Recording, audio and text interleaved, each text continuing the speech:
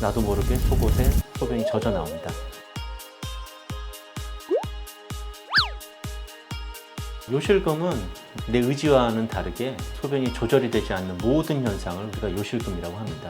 요실금은 복압성 요실금이라는 게 있고 절박성 요실금이라는 게 있습니다. 복압성은 배의 압력이 올라가는 일, 그래서 기침을 하시거나 크게 웃거나 줄넘기를 하거나 계단을 막 올라가시거나 이러면 우리가 배에 힘이 갑자기 들어가거든요.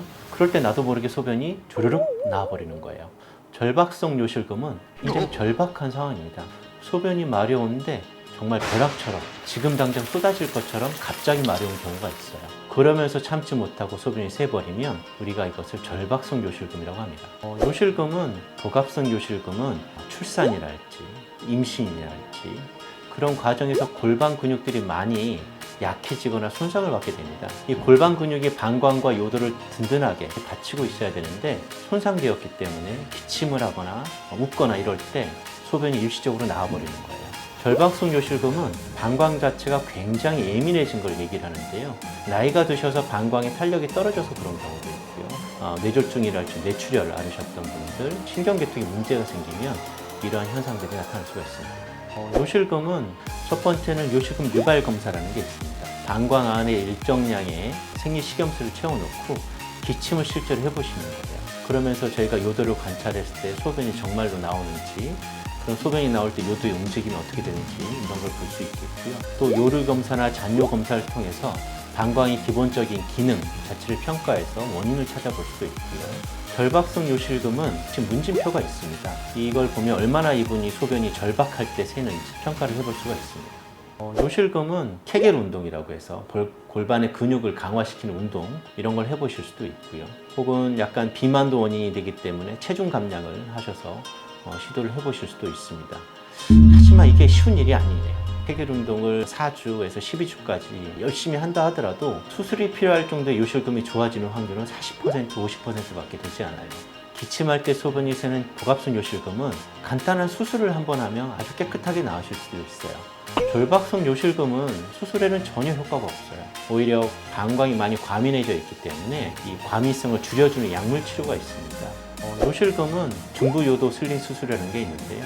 이것은 요도를 받치고 있는 골반 근육이 많이 약해져 있기 때문에 그것을 대신해서 V자 형태로 좀 가느다란 천처럼 생긴 물질을 대어주는 거예요. 그러면 지지가 되기 때문에 기침을 하더라도 소변이 전혀 새지 않는데 수술 시간이 30분이면 되고 마취도 하반신 마취면 충분하고 상처도 2cm 정도밖에 되지 않는 작은 상처로 퇴원도 빨라요. 수술하고 그 다음날 집에 가시고 편안하게 일상생활이 가능할 때 좋은 수술이 있기 때문에 거의 대부분 이 수술로 바로바로 좋아지게 하는 경우가 많겠고요. 요실금은 복압성 요실금을 예방하는 방법으로는 어렵겠지만 체중이 급격하게 늘어나는 걸 좀 막아주시는 것도 중요하겠고요. 너무 쪼이거나 답답한 옷은 피하는 것도 좀 도움이 될 수 있습니다. 그 다음에 절박성 요실금은 식습관을 약간 조심하실 필요가 있어요. 탄산음료랄지 카페인이 많이 들어있는 음료, 알코올이 포함된 음료, 방광의 과민성을 조금 가중시키기 때문에 이런 부분들의 음식들을 피하는 것도 좋은 방법이 되겠습니다. 요실금은 환자들이 가장 많이 물어보는 질문 3가지.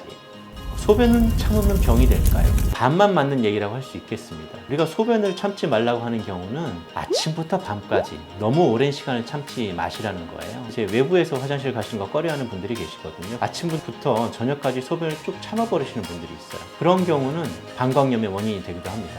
하지만 그때그때 바로 가시라는 얘기는 또 아니에요. 소변이 너무 조금 마려운데도 그때그때 가시다 보면 방광은 거기에 익숙해지게 됩니다. 그게 습관이 되다 보면은 빈뇨가 생기게 되고 그게 심해지면 절박뇨라는 게 생길 수 있어서 오히려 더 많이 불편해지시죠. 수술을 했는데 요실금이 전혀 좋아지지 않았습니다. 수술이 잘못된 거 아닌가요?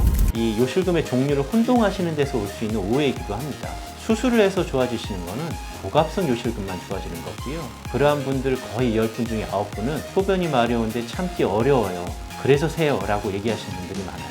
다시 얘기하면 요실금이 복압성 요실금과 절박성 요실금을 한꺼번에 경험하시는 분들이 있다는 거죠. 그래서 그런 분들은 수술도 하고 일정 기간 약물 치료도 꾸준히 하시면 다 좋아지실 수 있습니다. 요실금 약을 한 번 먹으면 평생 먹어야 되느냐라고 물어보시는데요. 대답은 세모입니다.